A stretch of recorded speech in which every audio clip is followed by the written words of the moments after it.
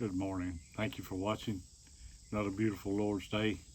Hopefully we won't get any storms, but hope you survived the storms. I've seen a lot of trees down this week, probably the most I've seen. But God knows best. He brings it to us, and we need to deal with it as it comes.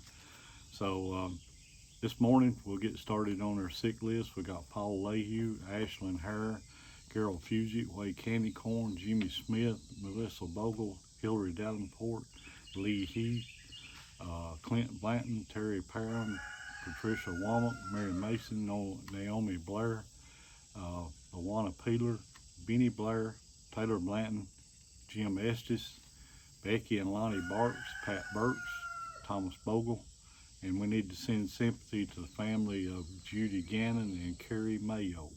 So please keep all these folks in your prayers. A lot of sick folks. Seems like we get more all the time.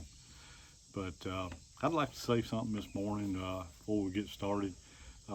We've been doing these videos for a pretty good while now. I'm not sure exactly. I think maybe going on 2 years, maybe a little over 2 years. But the reason I'm out here doing this, we kind of got started on this back when the COVID was going on and people couldn't get out and go to church. I hope if you're listening that you can get out and go to church. It's very important to do that, to be with fellow Christians and just to fellowship with them, and it makes us stronger. The reason I'm doing this is, I like to try to make everybody aware that they need to be a Christian, that they need to go to heaven. That's the most important thing we've got to do on this earth, is try to get to heaven and take as many people as we can. I don't get paid for anything by doing this. We actually have a small church, and we have 2 or 3 other guys that come in and do the preaching too, and we all go there, and we none of us take a salary. We don't get any money for this, and I'm good with that, because that means that we can give more money to the people that need it. We give money to orphanages and Church of Christ disaster relief and the Gospel of Christ and several other things that we give money to. And we can do that more easily if we're not taking a salary, and none of us want to take a salary. We don't want money. And that's the thing about this video. I don't make a dime on doing this, and me and my son, we come out here and we make these videos. We're hoping that people are watching, and hoping that people will get the message and they can spread it around. If you know somebody that needs the gospel, please spread it to them. Tell everybody else about it. And let's. My wife saw a T-shirt up Gatlinburg one time that said, "Let's make heaven crowded," and that's about the best thing that I've seen. We need to make heaven crowded. Let's get as many people watching these videos, and not only me. Just get out and go to church. Go to your church. So, but anyway, study your Bible. So, this morning's lesson is going to come from Luke chapter 12, verses 13 through 21. And this is out of the King James Version. And one of the company said unto him, "Master, speak to my brother, that he will divide the inheritance with me." And he said to him, "Man, who made me the judge or divider over you?" And he said unto them, "Take heed and beware of covetousness, for a man's life consisteth not in abundance of the things which he possesseth." And he spake the parable unto them, saying, the ground of a certain rich man brought forth plentifully. And he thought within himself, saying, "What shall I do? Because I have no room where to bestow my fruits." And he said, "This I will do. I will pull down my barns and build greater, and there I will bestow all of my fruits and goods. And I will say to my soul, Soul, thou hast much goods laid up for many years. Take thine ease, eat, drink, and be merry."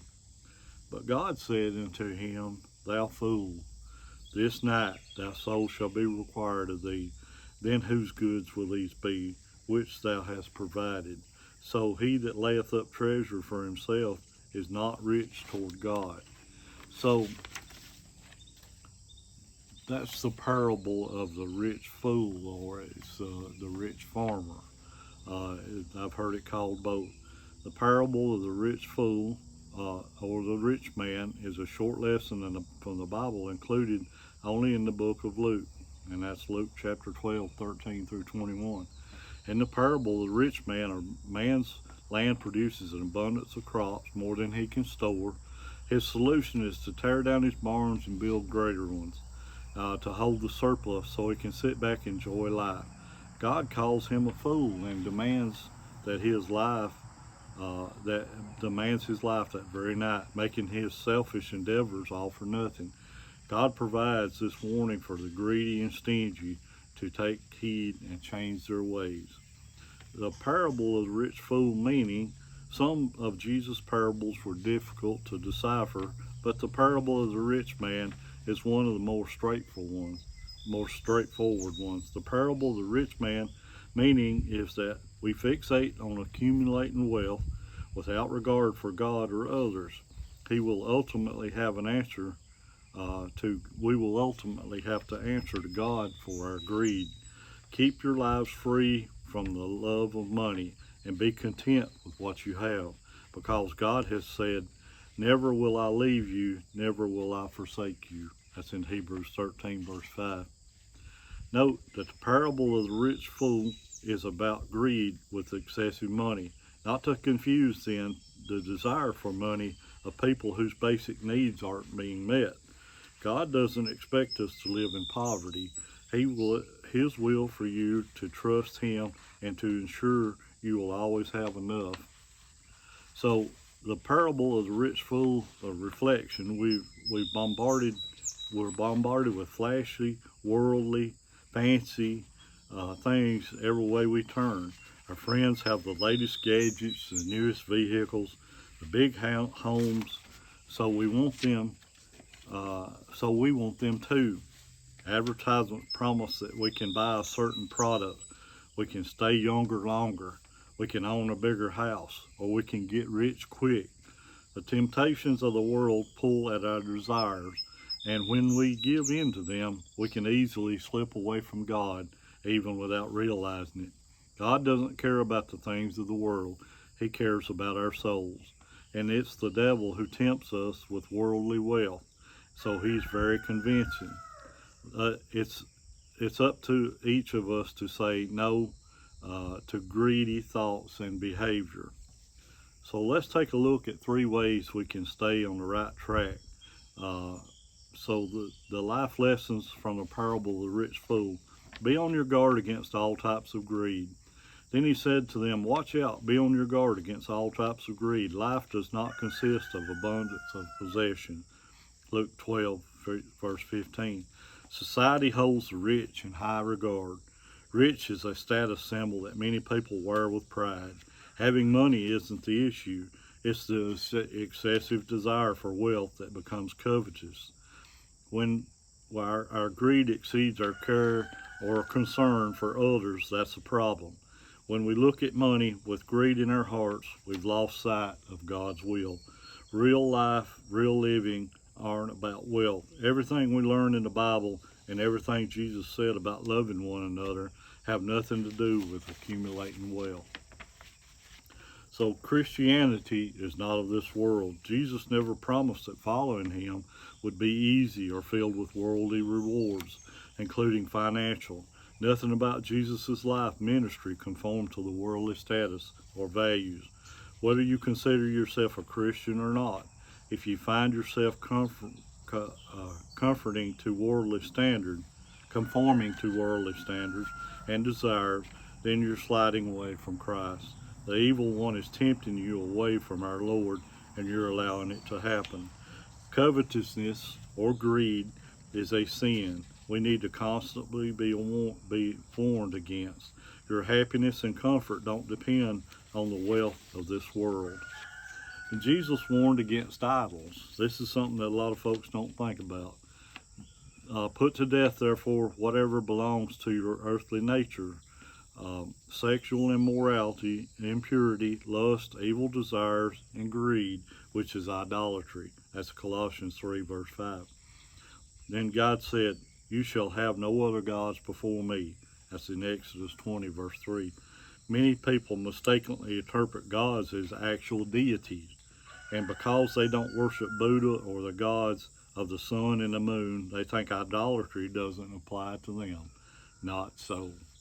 Idolatry is anything that diverts our focus away from God, doing His will. It goes far beyond other deities. With this definition in mind, we all have earthly desires, idols, that we put before God.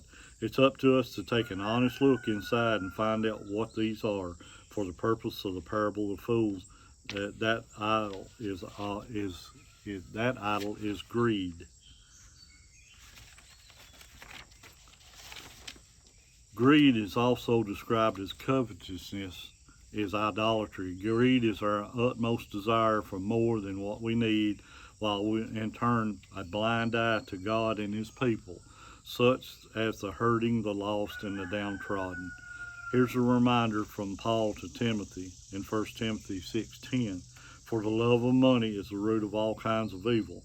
Some people eager for money have wandered from the faith and pierced themselves with many griefs. Take a look in the mirror. Assuming your basic needs, financial needs are met, including shelter, food, and a job, what's your relationship with money? Are you consumed by making more? Does working for money beyond what you need impact your relationship with your loved ones or the time you need to spend with them? Are you generous with what you have, or do you build new barns and store up all for yourself?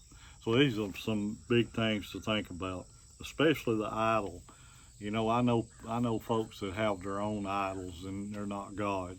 You know, it's easy to get drawn into something and it just possesses your life. I've seen it a lot of times. People spend all their time and money on something that is going to pass away, and it won't do us any good in heaven. You know, it says lay up treasure in heaven, and you know, we do that by helping our fellow man and doing what God wants us to, obeying God, spreading the gospel, and you know that kind of thing will last.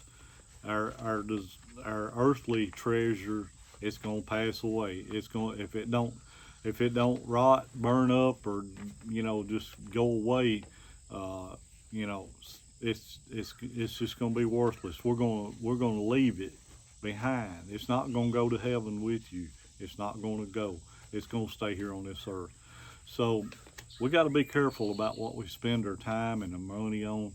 You know, I got to think that I look back on some of the things that I've done in my time, and I think, you know, my time would have probably been better spent being at home with my family and taking care of them and doing something good for somebody else other than what I was doing. So let's think about that in the future. Maybe we can turn this around before it's too late and get away from some of this greed and stuff because it won't last. Well, thank you for watching. I hope you have a beautiful week. Be careful out there and watch out for these storms we've been having. I'd like to ask you to pray for our military men and women, our first responders, our doctors and nurses, and all the folks that keep us safe. Pray for our government. We're in real trouble right now with our government. So a lot of bad corruption and stuff going on. So we need to be careful about all that and pray for them. And but thank you for watching. Hope you have a beautiful day. God bless. See you next time.